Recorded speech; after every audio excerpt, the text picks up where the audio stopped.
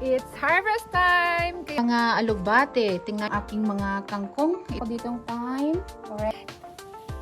Banana zucchini.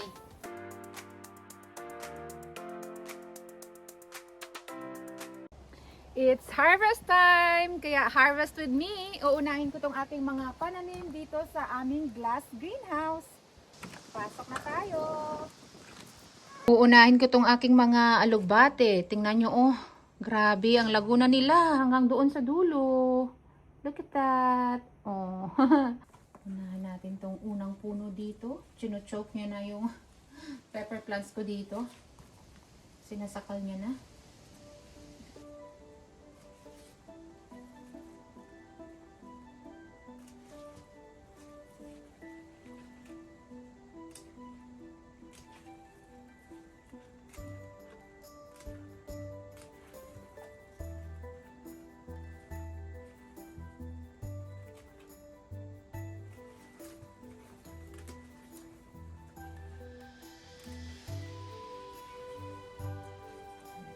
Wow! Grabe! Isang puno pa lang yan, ah.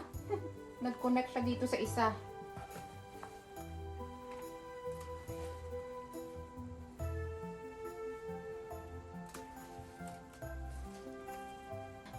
Oh, look at that! Alugbate pa lang, mapupuno na yung aking nigo.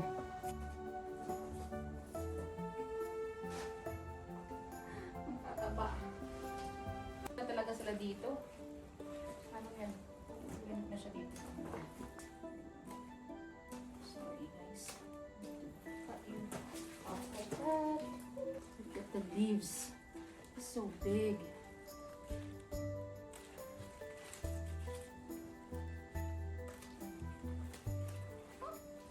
Oh my! Look at that! Ang taba talaga.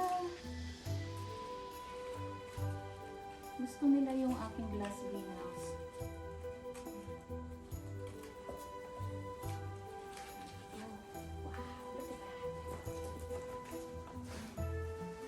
Two-thirds pa lang tayo. Ganito na karami. Ilang puno na lang yung natira. So, nanggaling ako doon, no? Dito na ako. Grabe talaga. Ang ganda ng tubo nila ngayong taon. Mas gusto nila dito yung nasa bread talaga sila. Last year, tinanim ko lang sila sa tub. Maganda naman yung tubo nila, pero hindi kasing ganda nito. Oh, look at that. Tingnan nyo, ang taba rin yung isa. Ano ba? Nakakagigil mag-ani.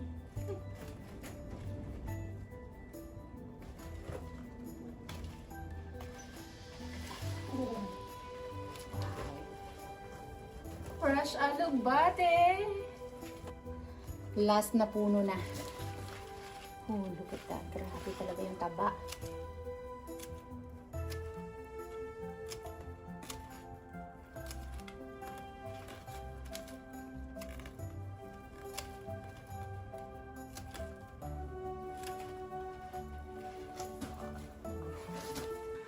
Ito na yung aking nigo. Look at that! At ito na lahat, yung aking mga alugbate dito sa glass greenhouse. Ayan o, napuno yung nigo. Akala ko magkasya pa dito yung kangkong. Alugbate pa lang pala, puno na. So yung next ko na aanihin is yung mga kangkong naman. So nandito naman sa kabila yung aking mga kangkong. Itinanim ko sila sa harapan ng mga kamatis. Unahin ko yung nandito sa dulo. Dito ko sila sa basket.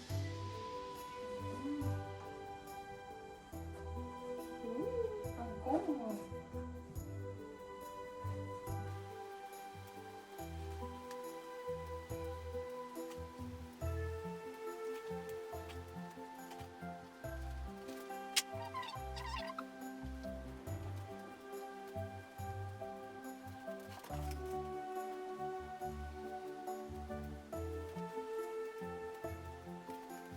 Ito, close up para makita nyo.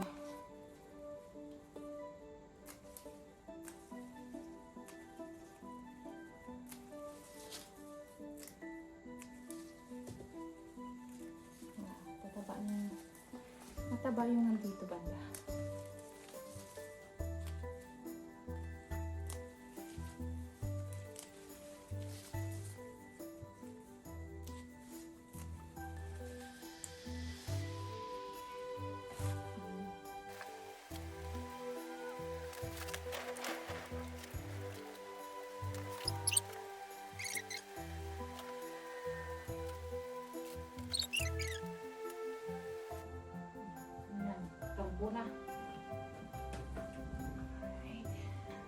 At may mga tanim din ako dito sa gitna na bed. Yan o, nakapalibot siya.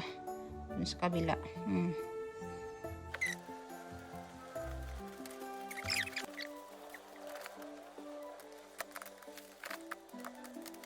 So, ito na yung mga kangkong na nandito sa glass greenhouse. Tapos may konti pa ako doon sa isa pa naming greenhouse. Yung next ko naman dito na aanihin is itong aking mga Thai basil.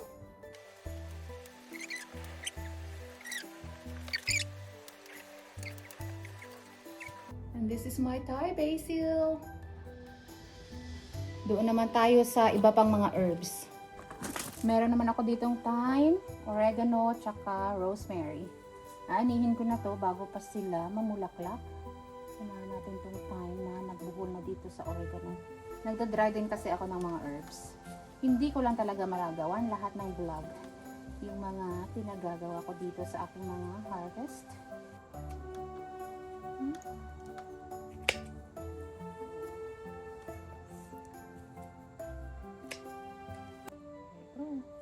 Itong oregano naman, grabe siya oh. Sarap to siya sa tomato sauce, any pasta sauce, at saka salsa.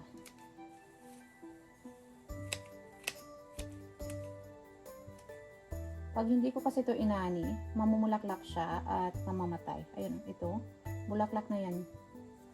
Hindi pa lang nag-open. Hindi pa nga lang nag-open. Bango nitong oregano.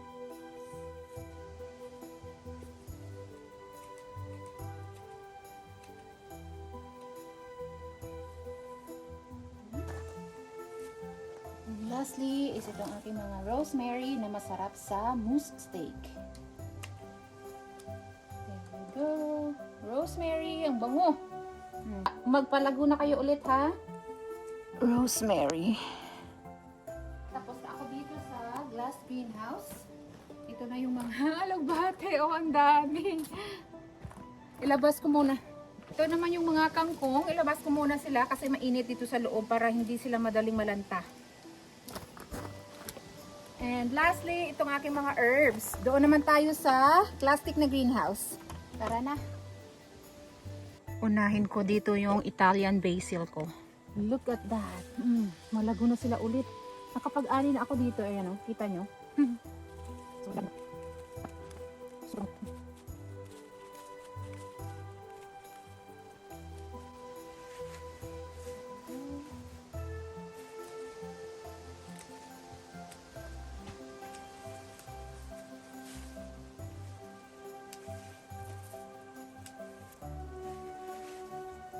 And that's the basket of our herbs na.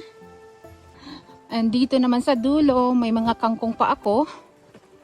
Maganda yung tubo nila dito. Yan. Kasama nyo dito yung aking experimental na gabi na buhay naman. Ang ganda ng tubo nila dito. Gusto nila yung init.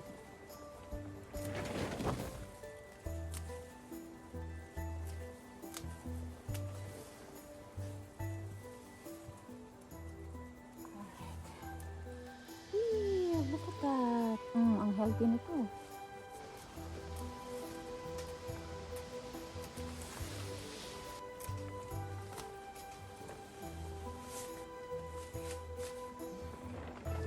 That's our kangkong. So from here hanggang dyan, may mga alugbate pa ako. I think kukunan ko ng binhi yung mga alugbate dito. Kasi kita nyo, namumulaklak na siya. So, yung aanihin ko dito is yung kanilang mga dahon lang. Dahil gusto kong anihin yung kanyang mga buto para may pangtanim ako next year. I think that's good. Marami pa namang bulaklak na natira.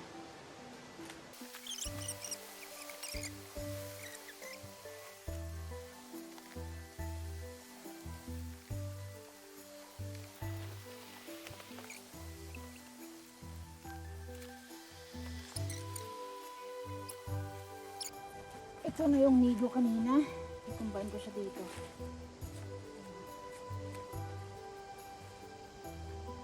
Marami. Ibenta ko siguro to. Next naman is itong aking mga kalabasa dito at zucchini. Excited ako ganihin sila kasi ang daming bunga. Kita nyo dun, oh. Look at here, guys, oh. Look at that.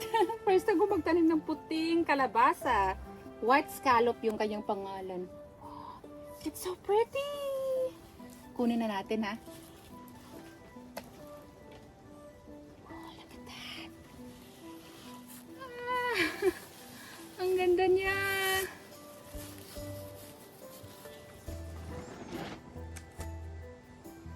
And meron pa ditong dalawa. Natumba na yung puno niya sa bigat.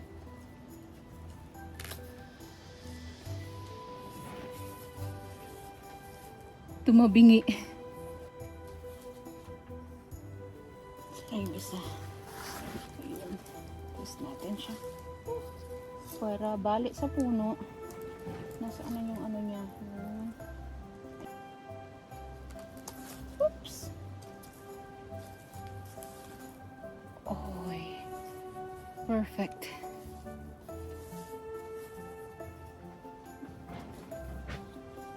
May kulay yellow din ako dito, oh.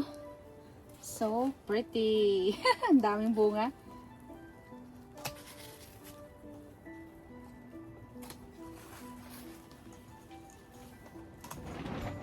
Yeah. Look at that. Ooh.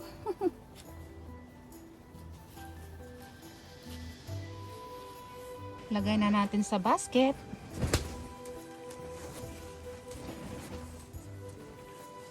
Next naman is itong mga naglalakihan ko na zucchini.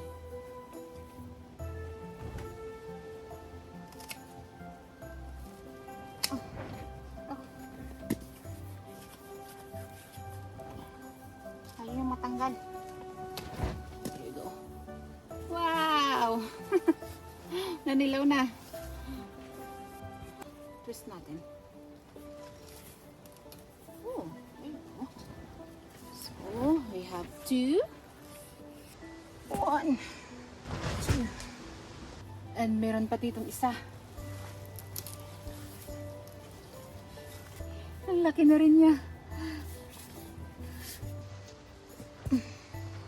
Next naman is yellow summer squash. Look at that. Ang daming bunga.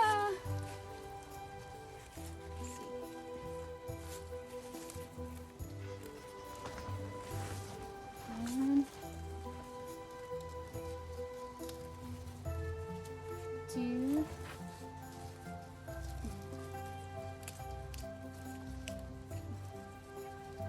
Na siya dito sa aking basket. Yan.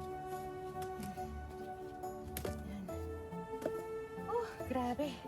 I think I'm done in here. Hi, ang dami na.